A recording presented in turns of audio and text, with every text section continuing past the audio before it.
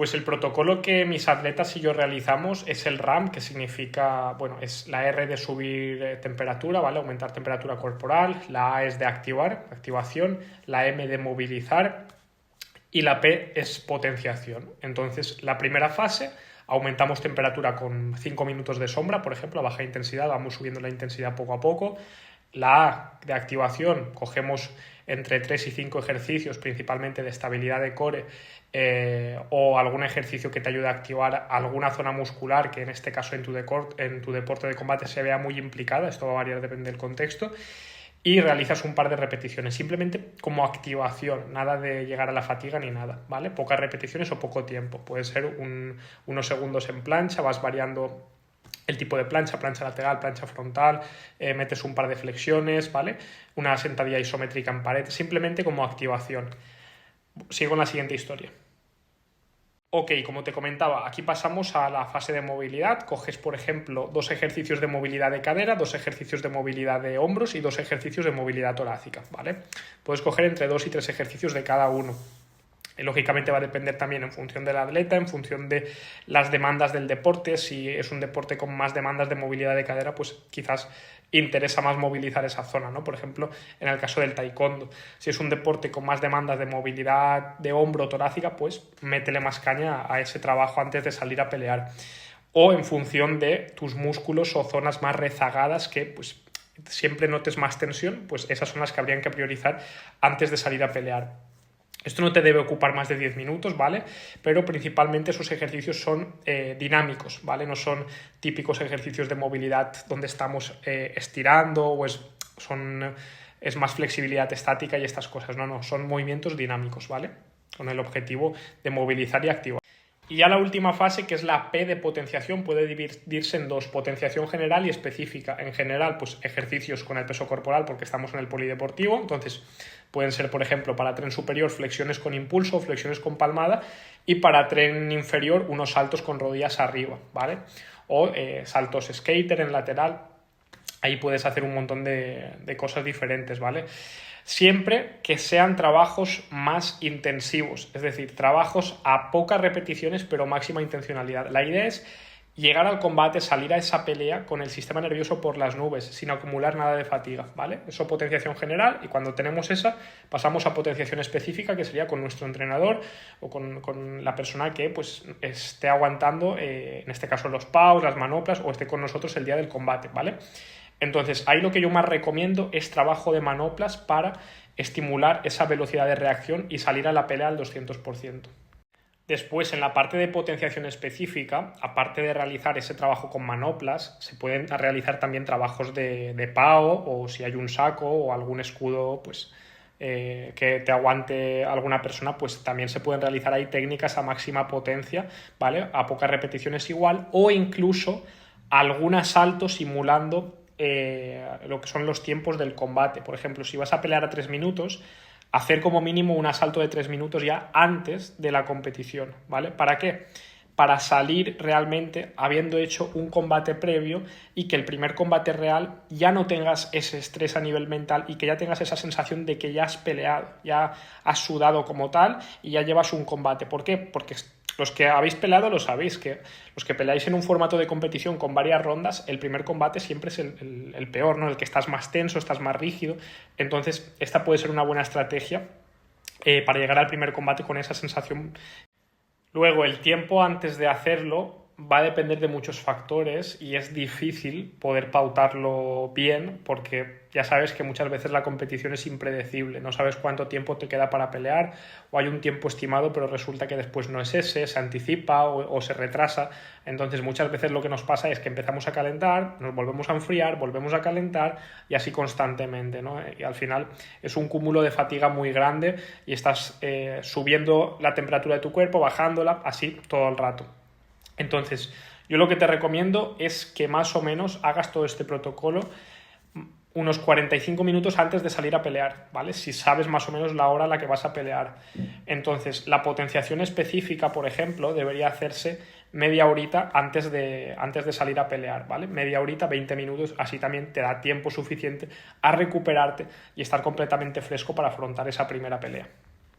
Para que tus patadas sean más veloces, estate en posición de guardia, en posición de combate y que tengas a un compañero, o en este caso tu sensei o tu coach, simplemente diciéndote ese orden puntual o haciéndote alguna señal o con un silbato, ¿vale? Pero que cada 5 o 10 segundos dé esa señal y tú automáticamente ejecutes la técnica a máxima velocidad intencional.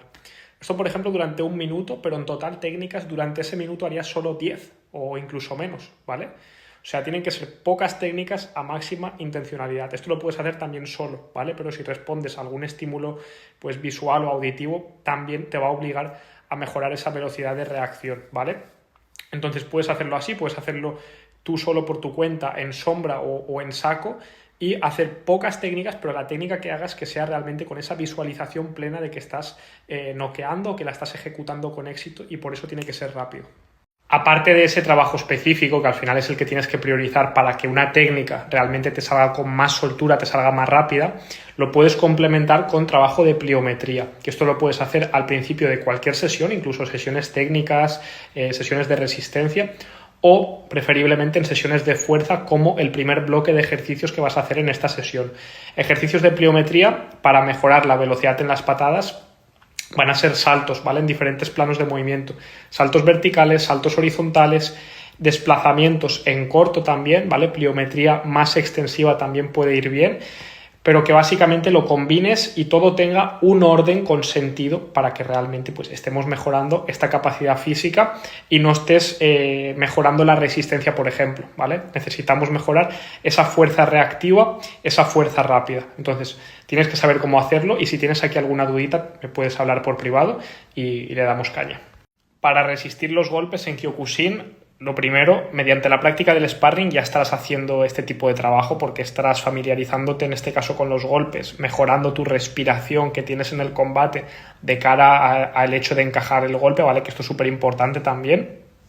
Y después sabrás cuándo tienes que anticiparte, cuándo tienes que tensar, cuándo puedes relajar más y todas estas cosas. Pero después también influye mucho la posición que tú adoptes en el combate para poder encajar ese golpe, cómo tú minimizas el recorrido del golpe del rival para que no llegue con la máxima trayectoria, con máxima potencia y tú puedas minimizar ese daño. Después, si quieres tolerar los golpes simplemente siendo un tío muy muy duro, pues a ver, lo que te recomiendo es que después al final de cada clase le puedas dedicar unos minutos a los endurecimientos, pero como siempre digo, no hay evidencia científica que recomiende más volumen, menos volumen y tal, ¿vale? Eso es un poco según sensaciones.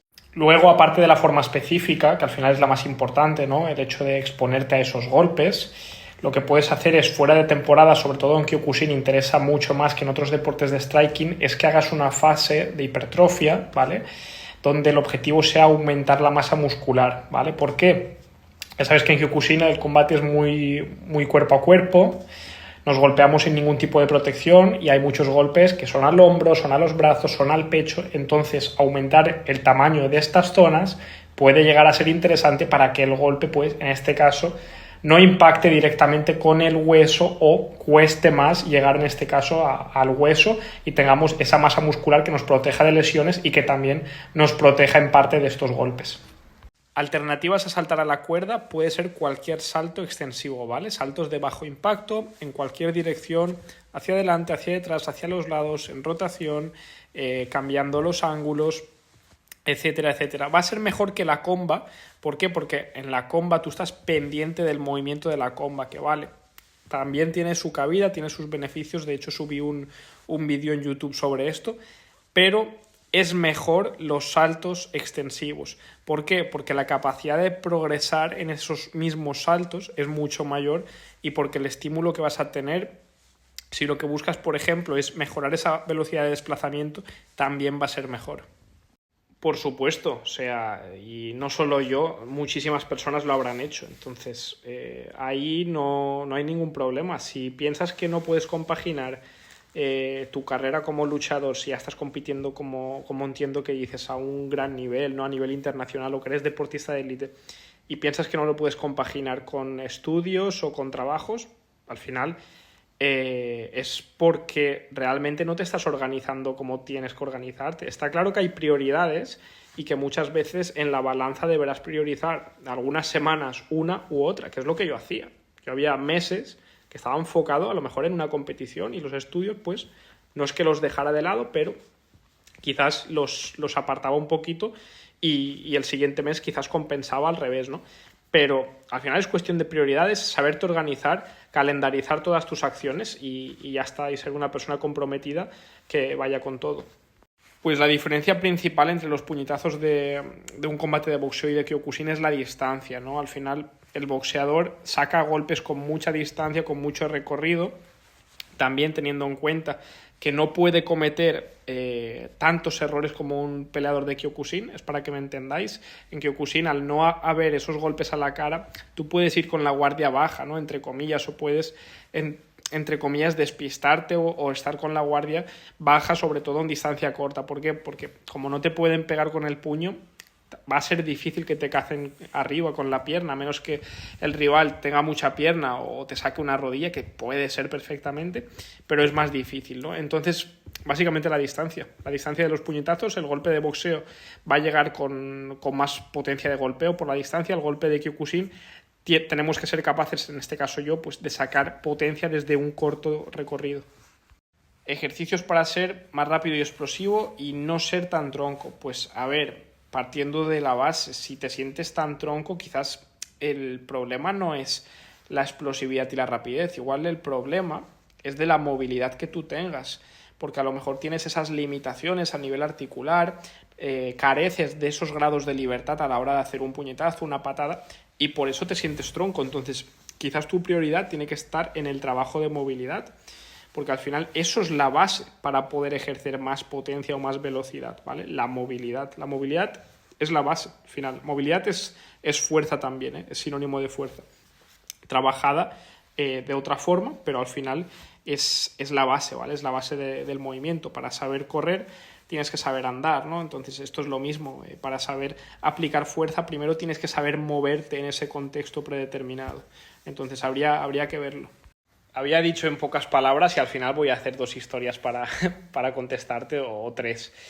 Bueno, te había dicho que apliques intencionalidad en cada golpe, ¿no? Pues vale, eso por la parte específica de tu entreno es lo que tienes que hacer, es la base, ¿no? Al final, siempre si tú quieres ser más potente o más rápido en alguna acción, pues prioriza y hazte más potente y rápido en esa acción en concreto, ¿vale? Trabajándola a bajas repeticiones, con foco, con intencionalidad, tal y cual. Pero todo esto, si realmente quieres llegar al siguiente nivel, lo que tienes que hacerlo es complementarlo con un trabajo de preparación física inteligente, ¿vale? Por ejemplo, ejercicios para ser más rápido, cualquier ejercicio con el peso corporal que requiera de un desplazamiento intensivo va a ser un buen trabajo, ¿vale? Saltos horizontales, saltos verticales, diferentes desplazamientos a máxima velocidad, flexiones con el peso corporal, con palmada, con impulso, pliométricas, etcétera, etcétera, son buenas opciones. Y ya si lo que sí que estás buscando, ¿vale? Son ejercicios, por ejemplo, para ser más rápido y explosivo, como comentas. En mi perfil tienes un montón, ¿vale? De vídeos donde puedes ver algunos ejercicios que yo mismo utilizo.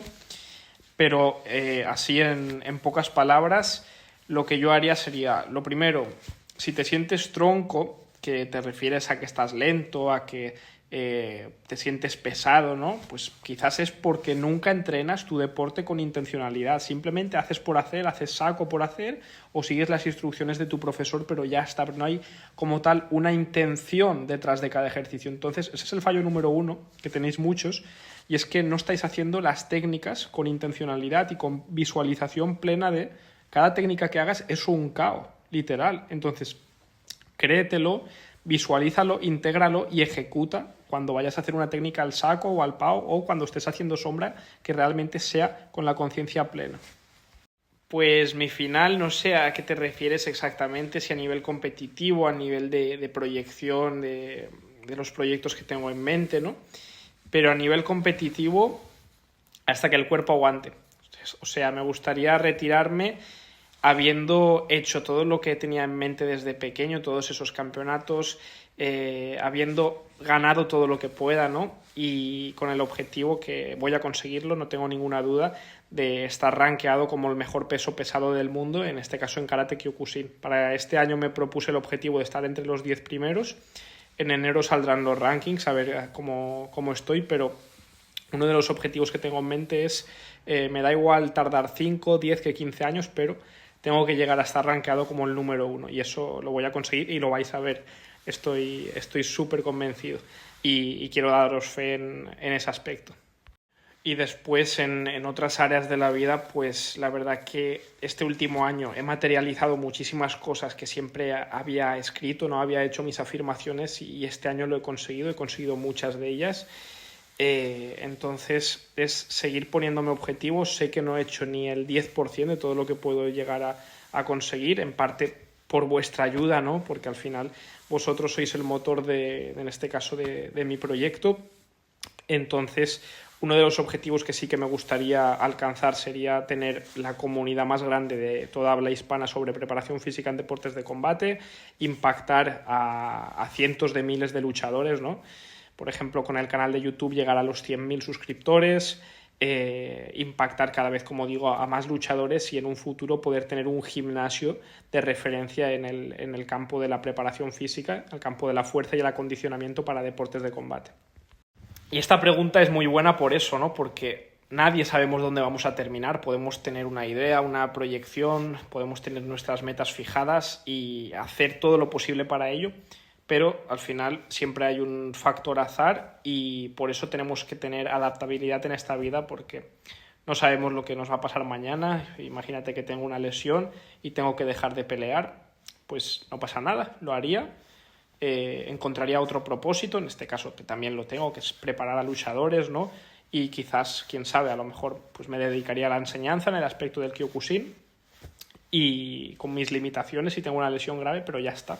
Esto también es para que veáis que no se termina el mundo por una cosa de estas y que siempre hay que saber reinventarse, adaptarse al cambio y ya está. Pero ahora mi foco es a nivel de peleador, ser el número 1 en Karate Kyokushin y en preparación física haber marcado un antes y un después y ser el número 1 en habla hispana.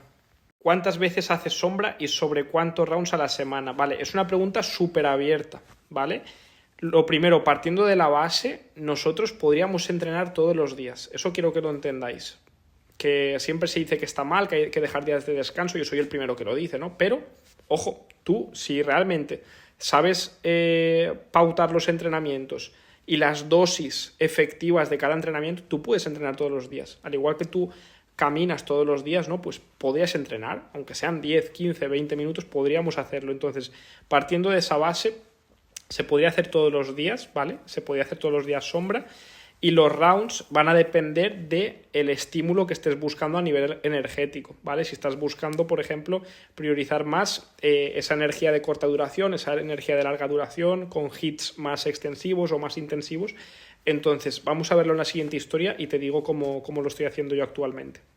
El número exacto de veces que hago sombra no te lo sabría decir, porque es que también meto sombra como descanso activo de algunas actividades del día a día. Por ejemplo, yo estoy trabajando siempre sentado, ¿no? Trabajando con el ordenador. Entonces, muchas veces hago algunos parones de 10 minutos. Por ejemplo, he trabajado una hora, paro 10 minutos y a lo mejor ahí meto algo de sombra. Meto sombra como descanso activo y al final es una actividad que es lo que hemos dicho antes, puedes meterla en cualquier momento y es una actividad que me encanta porque no necesitas material, por eso es tan bueno, porque no necesitas material y puedes estar mejorando tus habilidades técnicas y tácticas en cualquier momento sin necesidad de tener mucho espacio tampoco. Entonces, no te sabría decir cuántas veces meto sombra, de forma efectiva es lo que te he dicho, la meto como calentamiento y como vuelta a la calma y después algunos entrenamientos específicos que hago como el de ayer y los rounds a la semana van a depender mucho de lo que te voy a decir ahora. Vale, en mi caso, ¿vale? Este es el contexto mío ahora. Yo entreno de lunes a sábado. Todos los días hago sombra. ¿Por qué? Porque me gusta empezar el calentamiento incluso de sesiones de fuerza metiendo un poquito de trabajo de sombra. Antes de una sesión de fuerza puedes meterlo porque es que encima te va a venir bien para activar la musculatura de los hombros, el core, los brazos, subir la temperatura. Entonces es una buena opción hacer 3-5 minutos de sombra aproximadamente, ¿vale? Y encima, pues, oye, estás metiéndole ese tiempo de mejorar tus habilidades técnicas en combate. Al final es tiempo efectivo que estamos metiendo ahí. Entonces, puedes hacerla todos los días como calentamiento. A mí es la opción que más me gusta. Yo es lo que hago, ¿vale? Todos los días hago sombra como calentamiento en cada una de las sesiones que hago. Y después, como vuelta a la calma, en casi todas las sesiones yo suelo meter entre 10 hasta 20 minutos máximo de sombra a baja intensidad, respirando únicamente por la nariz. Y los rounds a la semana van a depender del trabajo que estés buscando. Yo, por ejemplo, ahora estoy haciendo muchos rounds, pero con pocos segundos de trabajo y mucha recuperación, ¿vale? Priorizando más esos sistemas de energía de corta duración porque este fin de semana peleo, por ejemplo, y el fin de siguiente también peleo. Entonces, eso va a depender mucho del momento de la temporada. Por ejemplo, si estás priorizando ese sistema de energía de corta duración, realiza más rounds, ¿vale? Pero con menos tiempo de trabajo, más intensidad y más tiempo de recuperación. Si por el contrario estás más lejos de temporada, fuera de temporada, perdón, o más lejos de la competición, pues tienes que realizar menos rounds, ¿vale? Pero de mayor duración, menos intensidad, ¿vale? Y menos tiempo de descanso entre rounds, ¿vale? Esto sería, por ejemplo, un trabajo de sombra más a baja intensidad, más de flow y probando nuevas técnicas, combinaciones, etcétera, etcétera.